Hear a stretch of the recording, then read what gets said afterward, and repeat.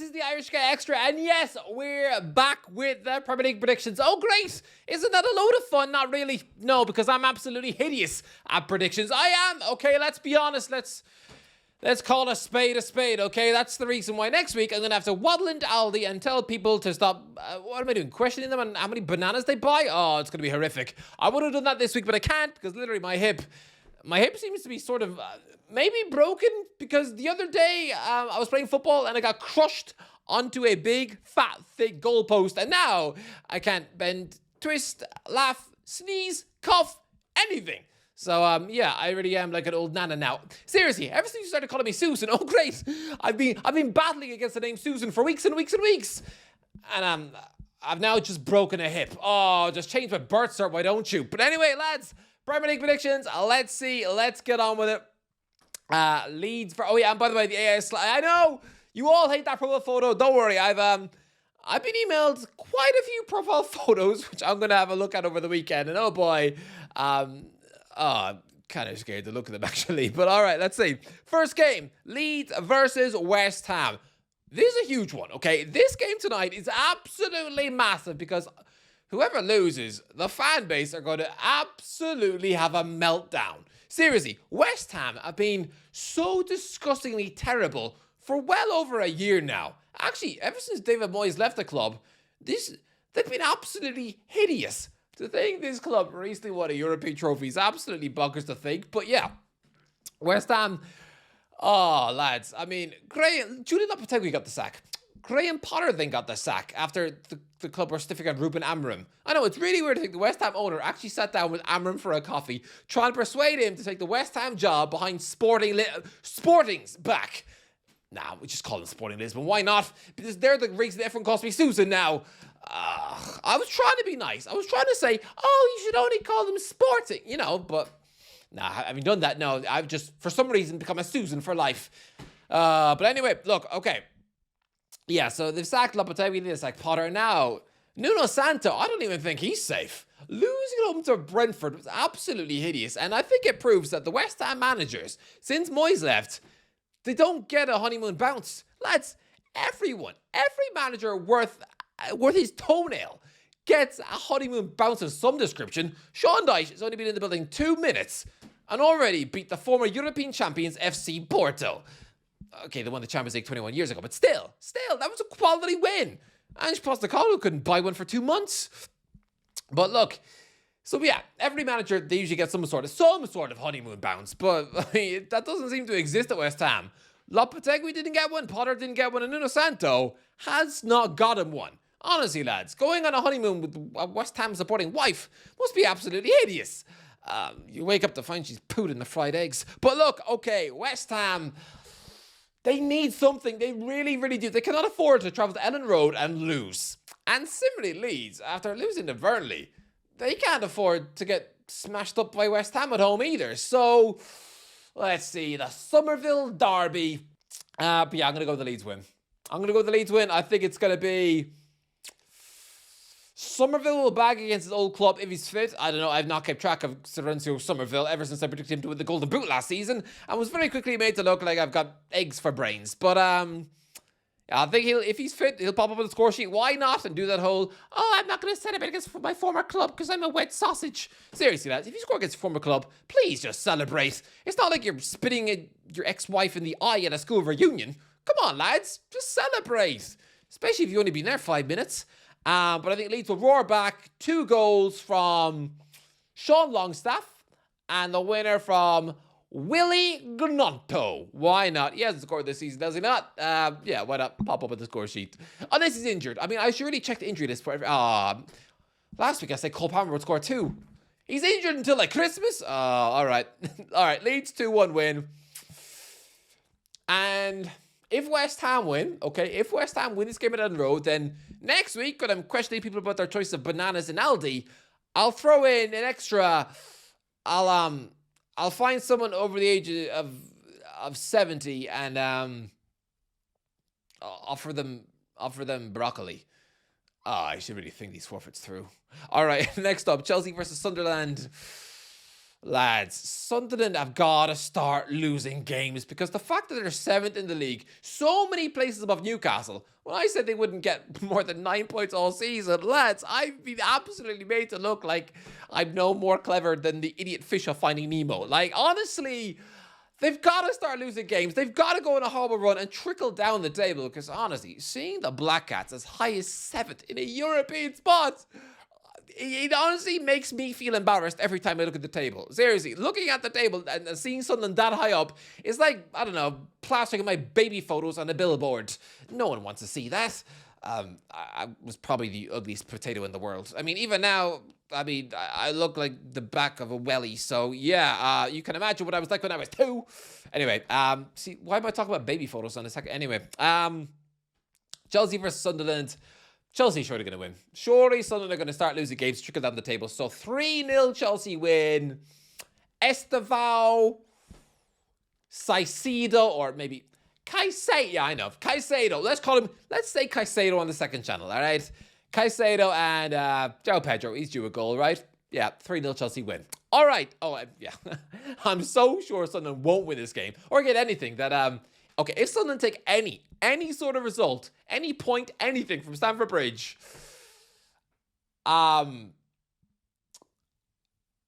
will run through the neighborhood and kiss as many front doors before someone comes out and tells me to stop. Wow, I'm going to look like the town pest. Right, okay, next up, Newcastle versus Fulham.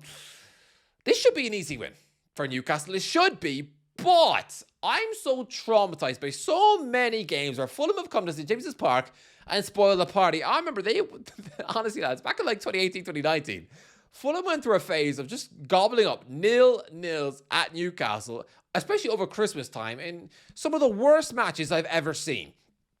Would it be the case this time out? Fulham did come to St. James's Park last season and win as well. So you know what? It's just days after a massive European night against Benfica. Also got a Cup League last 16 against Spurs coming up on Wednesday. This is the match in between. Whereas Fulham have had a whole week to rest since the Arsenal defeat. So you know what? Yeah, 1-1. I know. I think Newcastle, it just makes sense. Newcastle have tired legs. We'll be thinking about the League Cup next week as well as, look to reclaim our crown. It actually sounds nuts that Newcastle are actually in a competition they've won last season. Reigning champions feels weird. Honestly, it's very strange. Yeah, it's like me being invited to Graham Potter's wedding. It's just like odd. It's odd that I'd be there, right? I definitely spit in the punch. But yeah, 1-1. I'm gonna go with Nick Voltemata. Who else? Open the scoring with a fine header. But Fulham will roar back. Yeah, Smith Rowe off the bench. Late equalizer. Pretty underwhelming, but yeah, 1-1. Okay, Man United Brighton. Oh, the Carlos Baleba derby, where, yeah, Ruben Amorim is probably going to be whispering in his ear before kickoff. Please come to us. Man United Brighton. Look, Man United just won 2 in a row. They've just beaten Liverpool at Anfield. So how very modern Manchester United would it be if they were to now lose at home to Brighton? And let's be real, Brighton have been their bogey club for a while now. Especially under Potter and De Zerbi. They used to beat them for fun. Even Chris Hughton, I'm pretty sure, beat Man United. So part of me wants to say a 2-1 away win for Brighton, but surely not. Surely Man United can't win at Anfield and follow it up by losing at home to the Seagulls. Surely not. No chance, right? I mean, this has to be a third quarter. You can't win at Anfield and then lose to Brighton at home. But we've seen this sort of stuff plenty of times from Man United over the last few years. We have. I mean, remember when they beat PSG away with Ole Gunnar Solskjaer? Did anything change after that? No. A few months later, they were losing at home to Cardiff City. I mean, come on. Come on. So, yeah, I'm going to go 2-1 Brighton. Yeah, I'm going to go with a Baleba Worldie, which is going to fry Amorim's brain in a scrambled egg. I'm going to go for an equaliser from Benjamin Šeško, and then a late winner from a James Milner penalty. Why not? At the age of 39, wouldn't that just be hilarious? The man who hates Man United more than any other player in the league, pretty much. So much so that his dad literally banned him from having ketchup as a kid because it was red. Honestly, that is true. Wow. I mean, is it any surprise Milner had a boring childhood too? Surprised he was even allowed chips on his birthday. Probably just told to eat grass. But yeah, 2-1 Brighton win. James Milner with the winning bet. Imagine if James Milner actually scores. If he does, then you have to promise to get a tattoo of me on your face. Oh, that would be weird. It'll be like in a, the Smile movie where people get bumped off when they see someone. Yeah, well, when someone sees you with my face tattooed on your cheek, they're probably going to want to jump off a bridge. But anyway, okay, let's see. Brentford versus Liverpool next. Look, if Liverpool had lost to Eintracht Frankfurt when they went 1-0 down, maybe I'd be saying a 6th defeat on the bounce.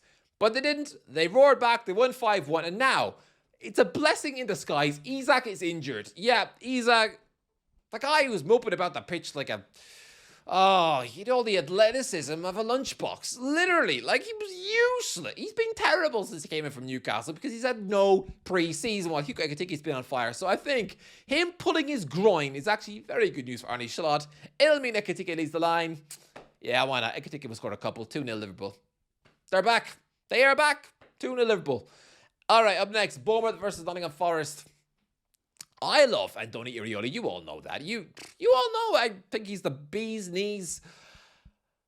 But it's going up against Sean Dyche, who does have a new manager bounce. Oh, lads, can you imagine?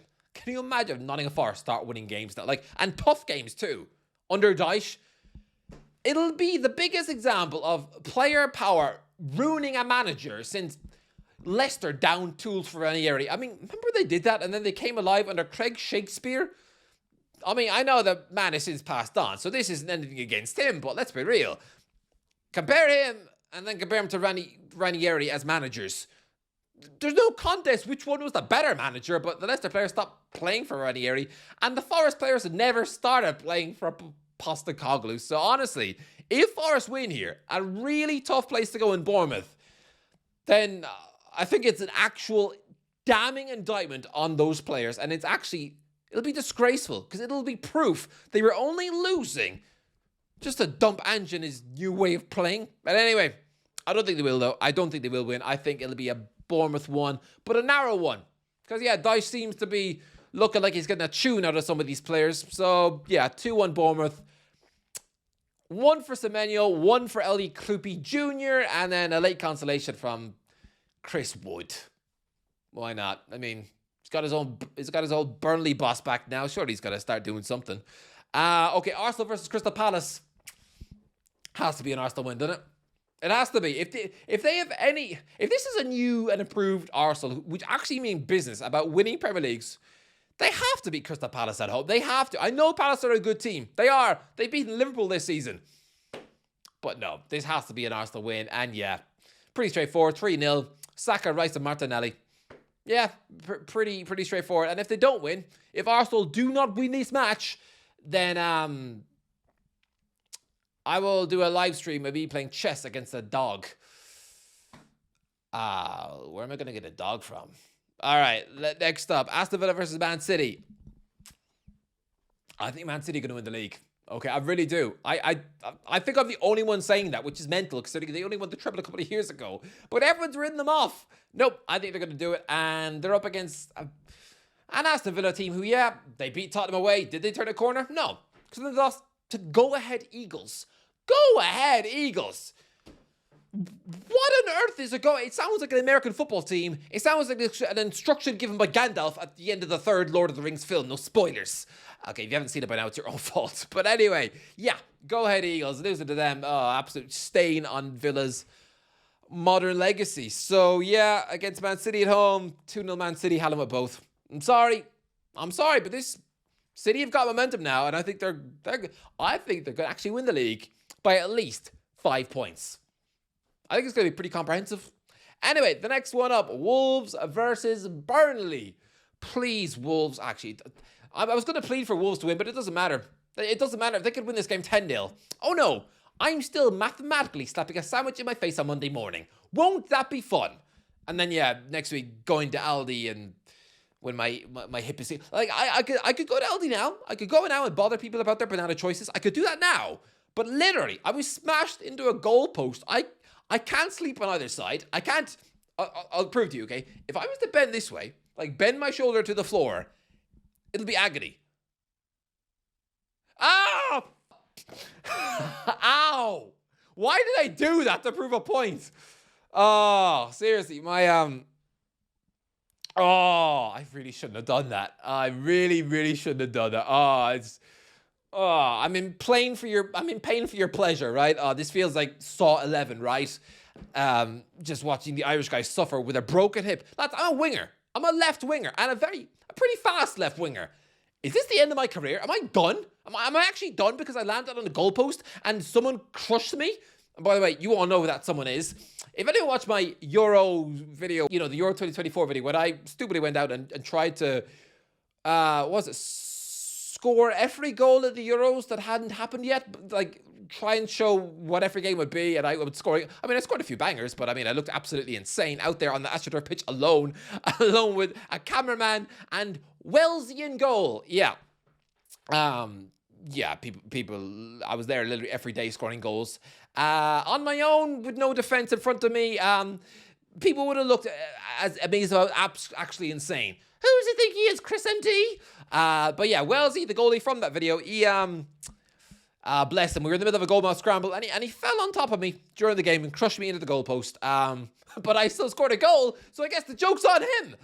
No, it's on me. It's definitely on me, because I think I'm pretty worried about this hip. I was in the walk-in center yesterday, just to make sure I hadn't ruptured my spleen.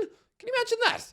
Irish guy dies on camera because he didn't realize that he's got a broken spleen. I don't even know what a spleen is for.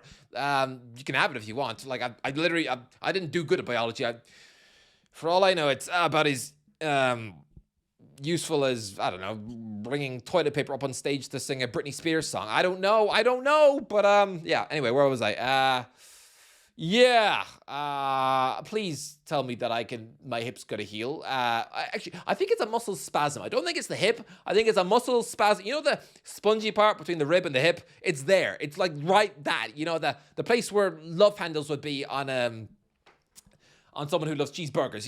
Like right there. Like, that spongy, fleshy bit of skin. For some reason, putting that way or bending or whatever, it's it's just it's actually awful. Yeah. Thankfully, we've got a break from our Sunday league thing that we do until January. So I've got Christmas basically to recover this.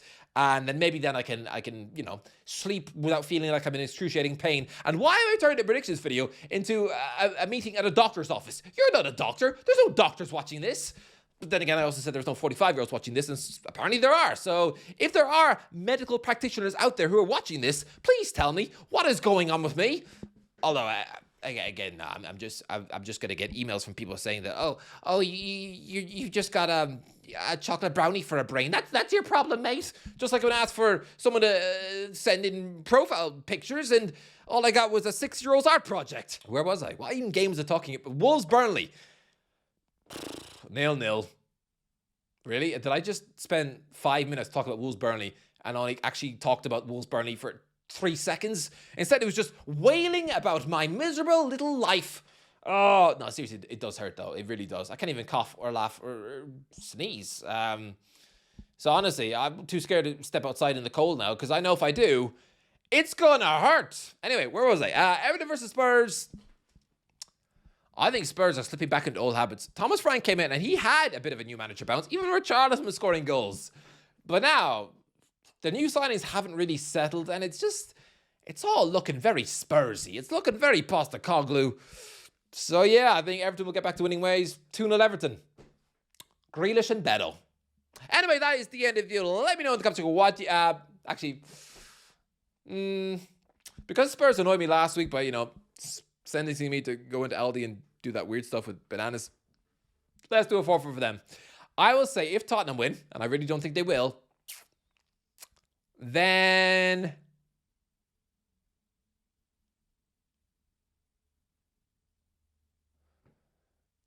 I will get someone to film me as I cycle down a hill, pouring milk on myself from the top of the hill to the bottom of the hill. It's a really convoluted forfeit. Please, Spurs, do not win. Anyway, that is the video. If you enjoyed the video, don't forget to collect shares, guys.